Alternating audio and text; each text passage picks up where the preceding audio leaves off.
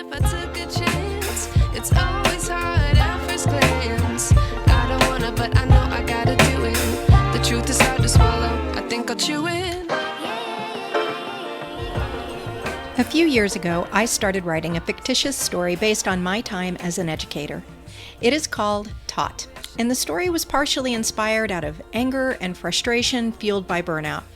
Okay, actually it was more than partially inspired by anger and frustration. But Taught has also become a vehicle for me to tell what I thought at the time, and in some ways continue to think, was and is the real story of teaching.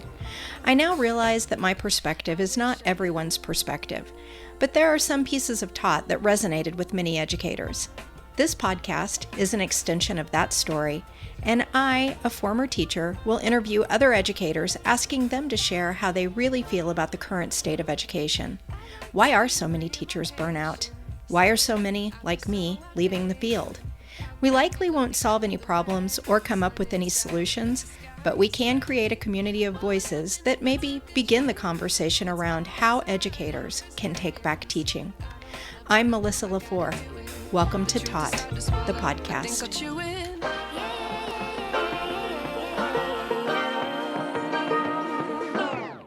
I like to be educated, but I'm so frustrated.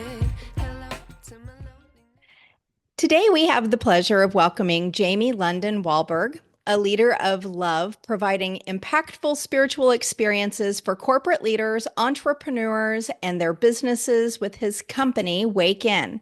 He's also providing that for people like me as well. He is a burnout expert dedicated to inspiring life-giving transformations with a passion for creating a meaningful impact in the world out of burnout. I'm going to read that one again. He is a burnout expert dedicated to inspiring life-giving transformations with a passion for creating a meaningful impact in the world out of burnout, which is what caught my interest. Jamie is a purpose-driven mentor, coach, and healer who empowers leaders through personalized programs and workshops. As an Usui Holy Fire 3 Reiki Master Teacher and intuitive empath, he creates a safe space for clients to explore their potential and heal. Drawing on his own transformative journey and diverse skill set, Jamie guides individuals to unlock their true selves. He is dedicated to nurturing leaders of love and their families using some of the following, because there are many other things that Jamie offers as well. And this first one, I just have to say, is the self-love audit. I did it myself. I highly recommend it. I'm going to say right now, all of his information and contacts I will be putting in today's show notes so that you can check out the self-love audit and all of his products and programs that he's doing. So here are a few other ones. The Healing Beyond Burnout webinar, manifestation spells for making life better, the Wake In Wellness Deck, the Schedule Soother, and Getting Intimate with Intimacy. In today's episode, Jamie's going to lead us through some perspectives on burnout and how we can navigate all of that with self-love. Jamie, thank you so much for joining us. Namaste, Melissa, and listeners. Thank you so much for having me. I'm thrilled to be here. So, as you know, this podcast has primarily been about educator burnout. But as I continue to do this work, I'm realizing that, educators aren't the only ones that are burnout here. And I'm having people contact me saying, hey, guess what? Fields like nursing, fields like first responders, lots and lots of burnout. And while I was on a gondola ride, going to see a botanical garden, the people, I did not know them, that were on the gondola with us, I was talking to my husband about the podcast, and the guy says, hey, I just want to tell you I'm in IT. And guess what? It's pretty bad in IT right now, too. And I actually took his name. I think he might end up being on the podcast himself in the new year. So there is a lot of work to be done in this area. And you yourself have had your own burnout journey that has led you to where you are currently doing this work. And folks, like I said, I'm going to put all of his stuff in here. I know you're going to want to follow him up. And one of them is a YouTube video where you tell your story of burnout and kind of how it led you. Can you kind of summarize that for us? I sure can. So, a long story short is that I had what I refer to as a tri awakening.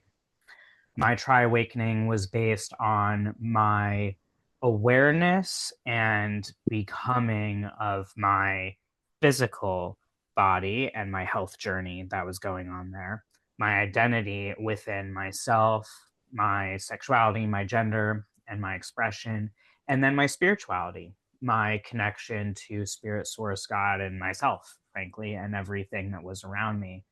And it wasn't until many years later that I would realize that on this journey where I truly burnt out every which way that I could have imagined, from burning out emotionally of heartbreak, my physical body just totally breaking down and not knowing what's wrong with it, and being bedridden in my 20s, my identity coming from someone who was assigned female at birth to someone who has transition and is trans not binary, and my spiritual, which was really just going from 0 to 60, from having not really a lot of guidance in a very conservative place to grow up within guidance of spirituality and religion, into my own thing, and frankly diving too deep into that direction, forgetting everything else.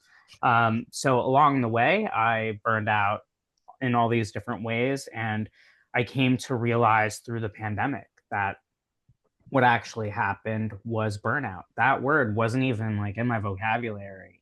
I would have referred to it as, overworking or not having a work life balance. I never really understood that there was a different spectrum that's even more extreme, and it's really rampant. It's something Yeah. that became very clear to a lot of us during the pandemic. And so through this journey, I have realized how to get out of burnout and how to get back in and how to get out again. Yeah, some of those groups that I mentioned before, well, educators and I think healthcare professionals and first responders, again, pandemic took what was already a slow burning fire and just turned it into a massive forest fire. And then there were other people who may have been in that burnout space, but actually had that moment in time and said, wow, upon reflection, these things that I'm doing in life aren't working so well for me, and made drastic changes. But the pandemic certainly was this very weird moment in history that seemed to really, as you said, bring burnout just like up to the surface level, where we all had to either look at our own or notice that some of the things that maybe we were kind of taking for granted, as far as people working in the service industry, again, people working in the medical profession, we had to kind of to feel what they were going through, which I think has led to hopefully some better awareness and people doing things like what you're doing. Yeah, I agree. So I do think that educators are part of this, some of the other groups I mentioned. What do you think were some of the commonalities that you had in your burnout story with some of these things that we're hearing on the news right now about, like I said, I've already mentioned a few groups that are going through burnout, but what were the things that you felt that are kind of common that we see in people who are in burnout? The first thing that comes up is exhaustion a lot of the time, right? Because we're so used to meeting someone saying, "Hi, how are you?" Right? And there's like this immediate autopilot of, "I am fine," or "I'm really tired," or "I'm exhausted." You don't usually get too much deeper than that. And oftentimes people don't even say the truth of what it is. Their autopilot response is, "I'm fine, I'm okay." They're masking to make it through. And for example, I didn't realize that I was masking when people would ask me how I was doing for a long time. It never occurred to me for, for the longest time to think about that. So I think that what happens with professionals, especially who are providing a service that require a lot of nurturing, people don't often ask how they're doing. And so they spend all day, supporting the emotions and the growth and development of however many tiny to adult babies that they're, supporting. And then, well, what about them? And so they often forget about themselves. And so, whether it is that they're exhausted because the hours are really long, right? They're taking their work home with them. I was an absolute floor to ceiling workaholic. I had multiple things that I was doing, my own business, a full on career that I was doing to meet other expectations that I felt were placed on me. I know what it is to be totally exhausted physically, but there's also emotional and mental exhaustion. There's also spiritual exhaustion. And teachers are humans first, educators are humans first. And they're going to have all of these layers of experiences. And if they're not nurturing them, they're going to feel exhausted. So, exhaustion is not just a word of like, I'm tired, I didn't get tons of sleep. It's a perpetual exhaustion where you are to a degree where you're probably exhausted by the whole month that hasn't even happened yet. Yeah. And so that is a really big one. Another one is stress, right? Now, oftentimes we're like, well, stress isn't about burnout because everyone is stressed. Well, yes, everyone is stressed, right? There's also healthy aspects to stress, believe it or not, right? If we go to the gym and we exercise our muscles, technically we are stressing our muscles by stretching them. They heal, they grow, right? But burnout is not about what like happened for a couple hours or what happened for even a month. There are people that feel like they've never not been burnt out. Yeah. And so when I'm talking about stress, it's life ruining. It's not affirming of, oh, wow, like I'm doing so many amazing things and I care so much. And so I'm kind of stressed about these things. It is, I am so stressed that I can't sleep, that I can't eat, that I'm taking out all of my emotions onto everyone that I care about, especially my anger. These are two examples of many different signals or symptoms, however you want to look at it. I like to call them signals of what burnout is and how it can present. And I've certainly experienced both. And I would say that those are two of the most common, especially because they show up so much in the physical body, which as a human, we often pay attention to the physical body first, because that's where we feel it, right? Yeah. Yeah. For sure. Uh, Again, as a teacher, I think that I experienced a lot of this in that, and I just read a graphic. It was really good, but it kind of gave kind of the stages of how you get deeper and deeper into burnout. And so one of the things that talked about was this dissatisfaction with kind of where you're at in life, and then a lean into perfectionism. So I would say that dissatisfaction is what you're talking about, that little stress feeling that you start getting. And as a teacher, I remember the first thing that started it for me was feeling like I never got all of my tasks done. Now, I taught by year 15, I could say to anyone who asked, you'll never get it all done.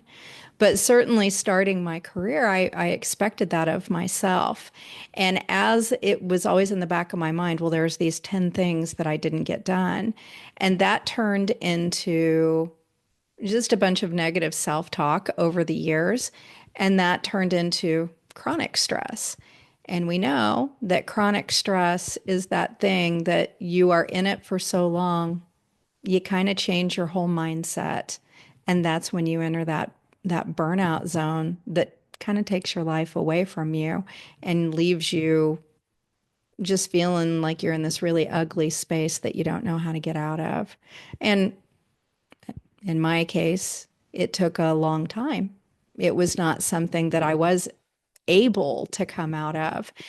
And I know you're going to talk a bit about that. But, one of the things that you've discussed with me around educator burnout is that there is this pervasive lack of balance and space for students. And when I said this before you corrected me, said for students and teachers or educators, not just teachers, everybody in the system to be human.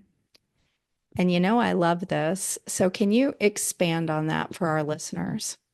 Absolutely. So we are human first, right? We're the spirit first, yes, but we're having a human experience. And regardless of whatever career label you place on someone when they walk in the doors, or they turn on their laptop, or they open their account, whatever it is that you're doing for your career as an educator, and however you're educating from whatever method and platform, you're yourself. And oftentimes there's this expectation through the container of education, especially in public education. And I'm sure that that does not stop there, but that's where my experience is. So I can only speak really to my experience. But in public education, there's this major container of this is how you are to behave. This is this decorum. This is the structure, right? The framework of how we do things. This is how it's done. This is how it's always been done. Who's heard that before? Right. And you're just expected to fit into that. And so on both the student and educator's side, there is masking. And when we mask, when we are not authentically ourselves, when we do not factor in the wholeness of who we are when we go into a space, we share a fractured version of ourselves. And that chips away, and that causes stress and exhaustion. And what happens is this connection that is sacred since forever, like since ancient times, since education existed of any kind, since humans were learning, okay, since we were remembering, this has been a core scenario where it's meant to be a connection, to be nurtured, to be intimate. There's intellectual intimacy, there's support, and in primary, there's also perhaps even more so emotional support. Yeah. Or if you're in a religious or spiritual development or otherwise, perhaps there's spiritual support, right? So there's all of these different layers. If you're a coach, then there's probably physical support, right? And so if you can only go there with part of yourself, then how can you properly learn? How can a student flourish and develop if they can't develop from who and where they are? Yeah. It's not possible. You're developing half a human, and you're pulling away half of what's possible to be taught when you're stuck in this framework. It's why we have a disastrous sexual health education system and so on. But this goes in every direction throughout the ages. This does not stop at Ivy League colleges and universities. If anything, it's more prevalent. I've had a couple of university professors on who have, speaking to your point, feel that burnout is at an all-time high at that level in education as well. And a lot of it being this box that they are trapped in. And they're, one of my guests talked about quiet quitting, which is really a kind of burnout. I mean, I'm just making that connection right now. We didn't talk about that on the podcast, but to your point, it's these people showing up, but not really showing up, right? They are not living to their passion. Yeah, that's very interesting to think about. And I also think about the fact that you said you're educating half a human to these certain standards, but you're also educating them to a very specific way of doing things that I think we're seeing isn't effective for a lot of people. We're at all-time high, in my opinion, for people who don't value learning for learning's sake and thinking for thinking's sake and problem solving, because then you have that tool to use however you choose to use it. We see these as hoops. And I think that's kind of what you're describing, what that does to a whole system. Absolutely, especially for those who learn differently, Yeah, right? And those who learn differently teach differently, and that ought to be valued. it really should. It really should. We are in education, we're a female profession, really, up until you get to the high school, college level. And as things become more, actually less intimate in ways, and more content focused, we tend to have more men coming into that space. Boy, that could be a podcast topic all on its own, but I we'll have we'll much. save that piece. So so what about you during your education experience? Would you say you encountered burned out educators? Absolutely. I think, though I didn't have the language for it, I had, especially because I was very much an old soul and I was very bullied and I was very, misunderstood. And so, though I did have friends more so in high school that started to develop and a little bit in middle school, but I was still bullied. And so I spent a lot of time with my teachers. Even in university level, I took interest in them. I looked at them as my mentors and I spent all the time that I could. I even had a particular art teacher that I loved in primary school. And bless her, she used to let me eat in her room. I would go to the art room and I would eat there, and she would spend time with me so that I wouldn't be alone, or I would be able to express what I was experiencing through art.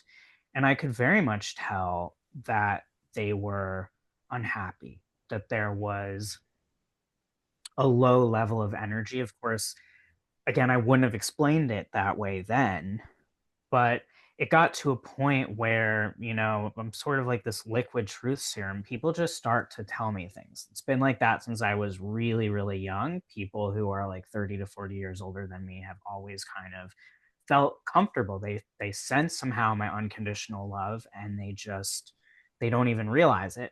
They start telling me things.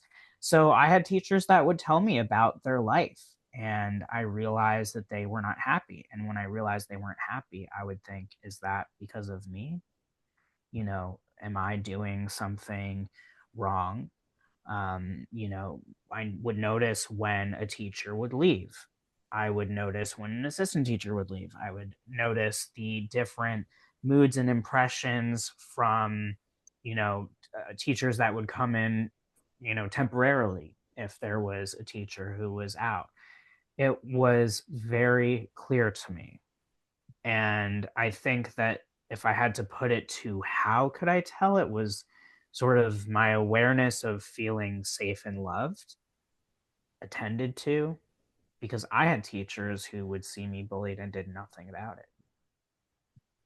So it definitely impacted my education. And I think that especially now with the technology that kids have, they are so much more aware. They're more emotionally intelligent as we are growing and treating kids differently and allowing for them to express regardless of sex and gender. And I think they get it faster. Yeah, So it's harder to hide to them. Like me at age 4 is not age 4 now. It's not even right. close. I like don't even recognize them. They're amazing.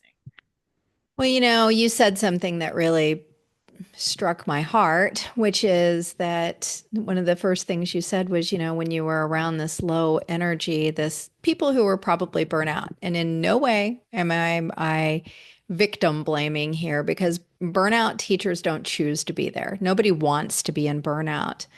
But knowing that children internalize that as, did I do something? Am I causing this person to have low energy? Am I, is there something I did wrong? Can I fix it? Is really a mind shift. So, educators that are out there, whatever level you're at, this is something for us to ponder. I know for myself, in complete honesty here, I left. I even said, my administrator said, "Are you sure you don't want to stay another year? We love, certain things that I was doing." And I said, "I'm that teacher that needs to go. I need to go because I could not show up like I wanted to show up every day." And that was a hard choice to make.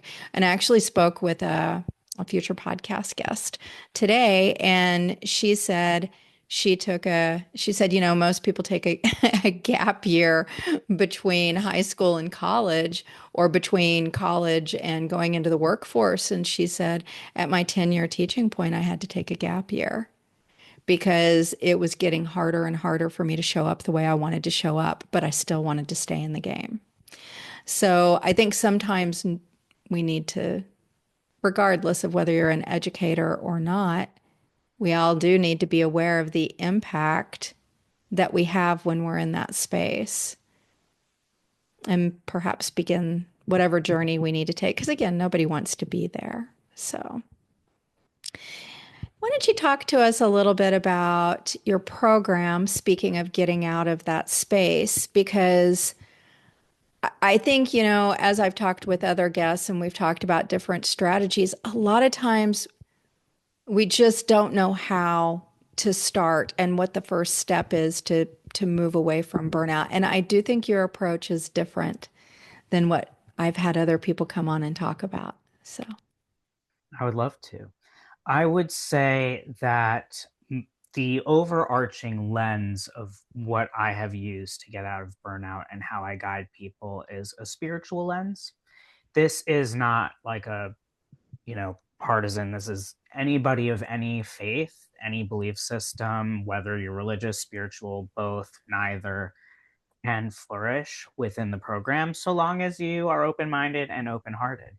It's really about bringing a spiritual and practical together, because what I've realized, the success mechanism is a routine, but it's not usually the way that people look at routines, right? Usually people dread their routine. They look at it as the things that they have to get done in order to go do XYZ.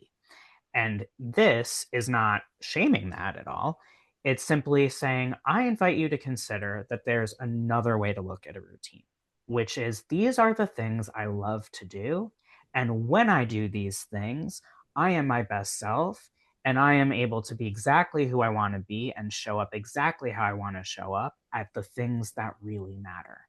And so, if you are someone, for example, who does not like to exercise, while yes, it's important to exercise, maybe don't put that in your routine. Put something that brings you joy, that fills your cup. What's really important about this routine is that it needs to touch upon the physical body, anything in the meat suit, so that physical health, right? The emotional body, anything of the heart, anything I feel, anything within those emotions, the mental body, anything I think and I process. So anything about that self-talk that's going on, or how you're processing something, giving yourself the time to process that. And the spiritual body, anything of the soul, the process, the soul's purpose, or anything larger than that, your higher self, whatever resonates with you. That is all needing to be touched upon, whether your routine is 5 minutes, whether it's 10 minutes, 30 minutes, an hour, or like me, 2 hours. That is not a gold standard. Do not put me on a pedestal. That's just what I require, because this is what I do all day. So I can't do what I do all day if I don't do it for me. But it's really about doing it consistently, finding things that you love, and allowing for that to change and grow just as you change and grow. And sometimes that may look differently. My routine changes when I travel, right? Because I factor in other people and what's going on. It's a process. My process is 4 months because, well, actually, I have a 1 month process, but I believe that 4 months is really for people who want to truly say goodbye to burnout forever. But the core of what we're going to be doing, in addition to coaching and healing, is making sure that you have an ironclad routine. So even if you never listen to me again or talk to me ever or meet me, please think about this. Consider the possibility that shifting your perspective around what a routine means, shifting your routine to things that fill you up, are exactly what you need in order to be your best self. It doesn't mean don't brush your teeth, right? A lot of people don't like to brush their teeth. Frankly, it's boring for me, right? But that doesn't mean that I don't do it. It just means that's not a part of my routine. Figure out what your routine is, allow yourself to change it, and grow within that routine. And you'll see how much it changes everything about you. You will feel so excited and alive to start every day. And that's where we all deserve to start. So I'm going to say that I did the self-love audit, and I have actually, which is, I'm going to guess that's like something that everybody starts with you. Okay. Correct. So of course I've told many of my friends, but I've been very hesitant because I'll say it's this, this, and this, and then they ask questions, and I'll say, you know what? I don't want to answer any questions about it because I want you to check into it. If you think it's right for you, sign up. If you don't, that's okay. Because I did feel that it was such a sacred thing. And I want to say between you and I, but really it was between me and me. And when you led me through it, I mean, you remember what it was, but there was one area that it was like, oh, well, gosh, I'm kind of a type A person. I feel like I've got my checklist every day, speaking of routines. So I don't want to forget things, and I want to make sure that I'm doing it all. I'm having my smoothie every day. I'm doing my little yoga stretches. I'm trying to keep all the balls going. But this one area I was not. And I would not have known that had I not gone through that. So, but what I want to say is that it was easy to incorporate a small routine around that. And it was amazing to me how it was maybe a 5-minute thing I implemented. And let's see, you and I met on Tuesday. Today is Friday.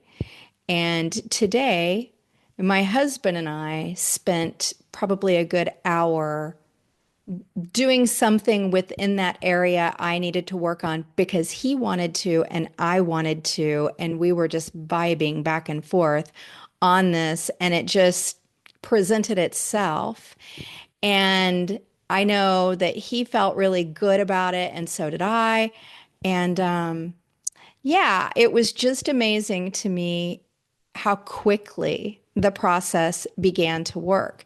Now, I understand it's been 4 days, and I understand that the reason that that came up in that audit with you is because it's something that's been neglected for months.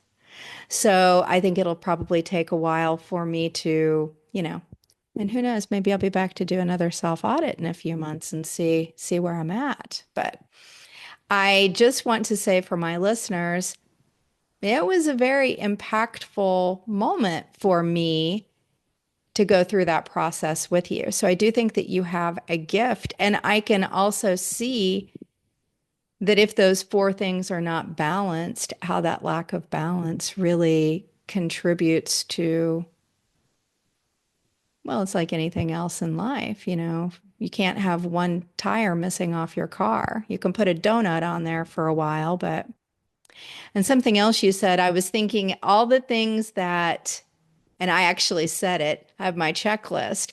Those things on that checklist are not my routine that fills my bucket. Those are the I know I should things. They are not, they are not, even my yoga is not the one I really enjoy. It's my walk every day. So the walk is more probably important for me to get in. And that's not even on the checklist because I know I'll do it. There you go. It is a huge impact. I'm so grateful that you shared that. It's for anyone listening, we're on Zoom right now. So Melissa can see my reaction as she's sharing this. Like, my whole body is hot. My face literally got red because I'm just so filled with joy and love and excitement to hear this. It really is such a game changer. The self-love audit is it's very simply put an analytical look at your relationship to yourself and how that impacts your professional and personal performance. And within an hour or less, you have the clarity to see these things within yourself. As Melissa said, it is a conversation with yourself. I'm simply holding the space. Yes, I'm the manual tool. I'm guiding, asking the questions, but outside of that, it's all you. And so, I mean, it's like another, as if you had a mirror talking to yourself, but it feels like you're talking to another person, which is why it's so important that it's not just a written document. Let's face it, you probably would never do it. Not even you, Melissa, like the royal you. I wouldn't have done it either. Someone has to guide you through to hold that space for accountability so that you can feel like you are reflecting. It's almost like this guard that was initially up with yourself is now down because you're talking to someone else. It doesn't feel like you're talking to yourself because there's these parts of you that resist yourself, right? Or resist the other parts of you. And that's less possible when you're talking to someone else and it doesn't feel like you're talking to yourself. You're kind of tricking your ego, to look at things differently, and you can't really unsee it. And when we can't unsee something as a human, most of us have a really tough time with that, which propels us into an inspired action like yourself. So that's amazing. That is like the coolest thing, and I'm so excited for both you and your husband. That's awesome. Well, and I was thinking as you were talking too that if someone had come up to me when I was burnout I'm not burnout now, but I was certainly open to doing a lot of things to feel better. However, if someone had come up to me at that point in my life and said, "Hey, I think that you need to do something because I think you're burnout," I think I would have been very resistant. And I'm wondering, and I'm not even sure how I would have done with the self-love audit back then, which brings me to the question of, do you encounter, because I can be a little bit of a hard nut to crack. You do a very nice job of creating a very safe space. And part of that is just you. You make people feel loved and you make them feel seen and safe. And through Zoom, you can do that. But there has to be, I think a few years ago, me would have been a bit harder of a nut to crack. Does this come up with your clients? Oh, absolutely. I mean, I think that it's human nature. We've been programmed a certain way by ourselves, by society, by educators, right? There's so many layers. I mean, even if you think about marketing, right? Especially nowadays, most parts of the world, especially like I live in Brooklyn, so I live in a city that's dense. I'm marketed to and educated, major air quotes, like a million times a day. Like I couldn't even possibly count how many times a day that something comes up in front of me and I'm being programmed without thinking about it. Right. And so a lot of it is that awareness. And I definitely understand resistance as an Aries. And I also understand it as someone who's been burnt out. And what I've seen in my patterns of burning out and then getting out and burning out and getting out is we resist anytime it is that we are going to change and override in a way that's a transformation, right? So all it is a fight or flight response. It's not wrong or bad. It's what we are doing to protect ourselves. And so when someone comes forward and they are resistant in some way, part of it is just me allowing them to do that, because something about them being resistant in the process through the self-love audit especially, and me just sitting there and existing, they see things almost immediately that they probably wouldn't have. Because if you think about, for example, if you have a parent or a guardian and a child, especially let's take a teenager, right? We were talking about preteens earlier, and teenagers, very resistant age, right? Because they're very powerful, or even a toddler learning how to say no, right? Very powerful. And you're having that conversation a lot of the times because, again, we're human, we get triggered, we get activated. And so we can also respond or react. It doesn't matter what age you are, because the first thing that hears it inside of us is our inner child, whether you are 100 or whether you're 10. Your inner child is hearing it first. And the inner child is brilliant and sensitive and perceptive and aware and has very high, powerful emotions. And so it feels that. And sometimes we respond and sometimes we react. But when they come in with me, I'm not gonna react. Yeah.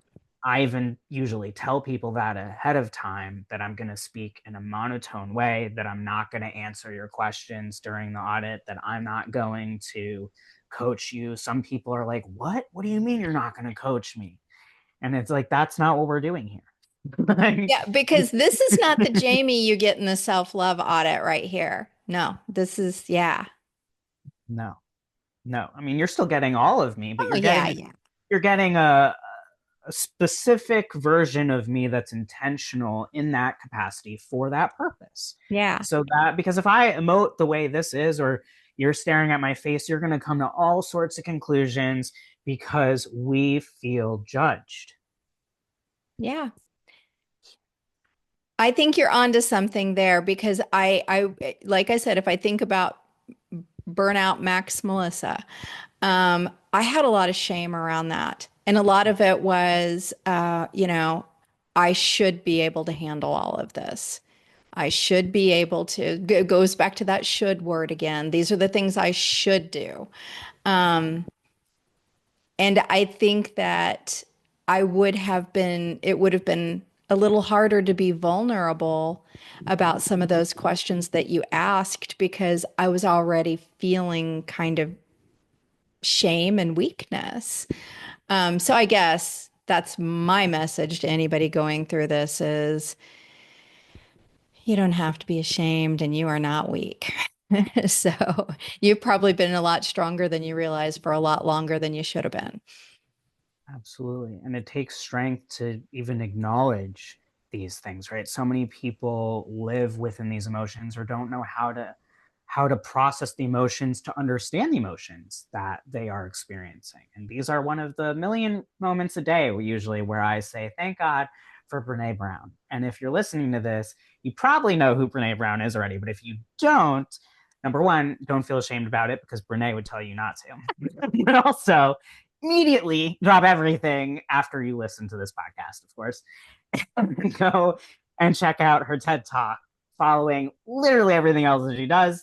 And you will learn a lot of the foundational things. And if you like Brene Brown, you will love the self-love audit because I often look at the way that she looks at vulnerability and shame is the way that I look at burnout. And I think that, in fact, I wouldn't even say I think, I know that if I did not have Brene Brown experiences and education from the means that she's put out in the world, that the self-love audit and the back to self program and all of this would not exist because she's deeply ingrained in me now. And She I is love her. me too. She got me through my divorce. The gifts of imperfection got me through my divorce. And Brene, if you're listening to the podcast, feel free to reach out to Jamie and I. He'll have you on his show. We'll have you on. We'll even do, a group one if you want to, Brene. Just saying, you never know. I might pass out from joy. I might pass out from joy.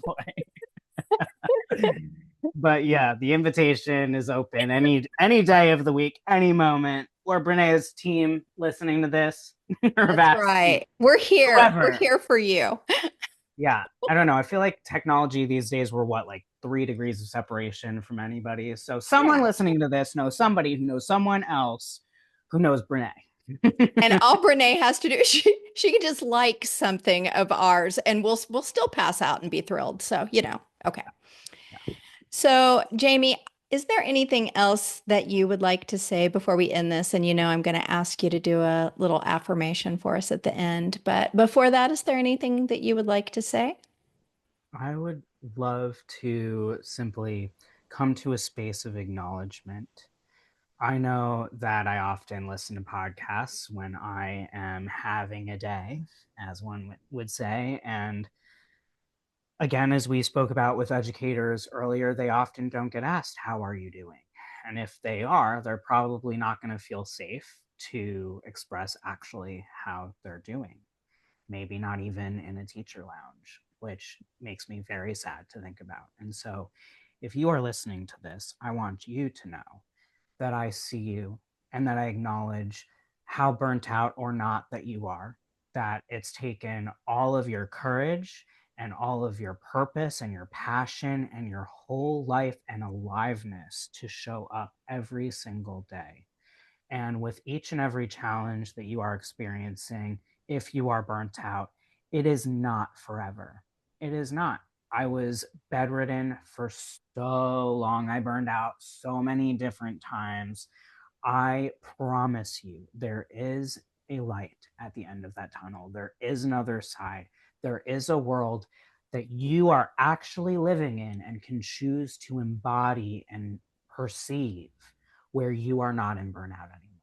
And whether you come to me for support, or you just listen to Brene, or you finally listen to that beautiful inner child that's within you to get there, I don't actually care how you get there. I just want you to know that you are worthy, that every part of you is lovable, and every part of you is worthy of unconditional love and worthy of being here. So thank you for being here. Thank you for being who you are. Thank you for choosing to be here, and keep choosing to be here. Do not give up. I promise you it's worth it. I could not be more grateful to be alive. There were so many moments where I thought that I was going to make it all over. And I'm telling you firsthand, it's worth staying. I'm glad that you stayed and I'm glad that you came on the podcast and I appreciate you so much. I thank you. And I appreciate you so much. I appreciate this opportunity. I I really believe in this fully, and I wouldn't be here if I didn't. Can you close this out with a little affirmation? This, again, is something that you can find on Jamie's website. Um, I believe in the power of the positive words for sure. So I'd like us to be able to share a little of that with whoever listens. I would be honored. So, this is a little teaser of the Waken Wellness deck, which you can purchase the sample deck today. It is a tri collaboration, but I channeled in the original affirmations. It is, in fact, an affirmation deck. It's multi purpose, it's multimedia, and it's very accessible. And the one that I feel called to share with you today is New Perspectives, because when we get burnt out, we often get into a very narrow perspective of this is how it's always going to be, all the shoulds, as Melissa was talking about, the shame. And so it requires new perspectives and choosing to open up in order to get out and stay out of burnout. So my intention is that this affirmation of new perspectives will help you to choose new perspectives that are for your highest good and for the highest good of all. So, without further ado, I invite you, if you desire to close your eyes, if you're listening, and breathe in as we listen to new perspectives. I am open to new perspectives. from those I trust most. When I accept my perspective isn't the only one, I unlock possibilities which make life so much easier. There are so many ways to make something happen. There is often more than one way to reach the result, and you get to choose.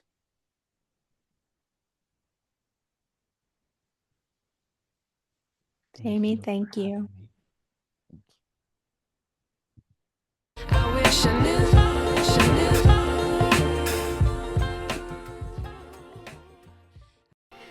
Today's episode was produced and edited by me.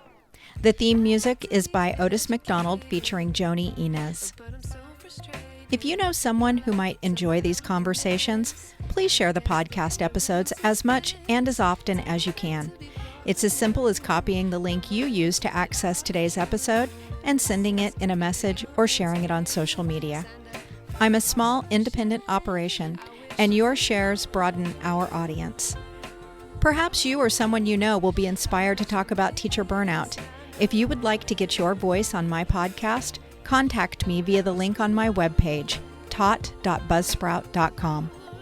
Coach, speaker, and author Rashid Ogunlaru said, "It may take many voices for people to hear the same message."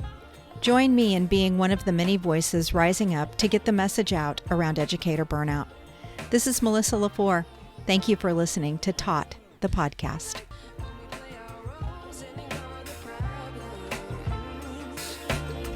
I wish I knew.